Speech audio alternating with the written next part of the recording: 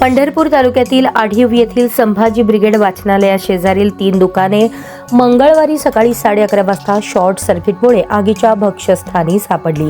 यामध्ये welding, fabrication, auto garage, दूध संकलन केंद्र, चहाचे कप बनवणारे दुकान यांचा समावेश आहे।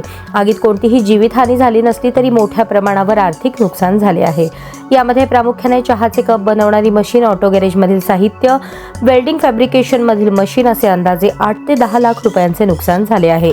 गावातील युवकांनी इतर 4 दुकानातील साहित्य बाहेर काढून आग विझवण्यासाठी प्रयत्न केले, त्यामुळे इतर दुकानांना लागणारी आग आणि मोठा अनर्थ टळला। आग विझवण्यासाठी विठ्ठल सहकारी साखर कारखान्याचा अग्निबंब बोलवण्यात आला होता। आम्ही तामिळनाडू येथून चहाचे कप बनवणारी मशीन आणून हा घरातील मुलांना उद्योग उभा करून दिला होता, परंतु आज ही मशीन जळून खाक झाल्याने आमचे फार मोठ्या प्रमाणात नुकसान झाले आहे। आमच्या रोजीरोटीचा प्रश्न निर्माण झाला आहे, असे बाधित दत्तात्रय वसेकर यांनी सांगितले। वीज खांबापासून येणारी सर्व्हिस वायर मीटरपर्यंत व्यवस्थित आहे, त्यामुळे नेमके काय आणि कसे झाले ते आत्ताच सांगू शकत नसल्याचे आढीव येथील वायरमन अमोल सूर्यवंशी यांनी सांगितले।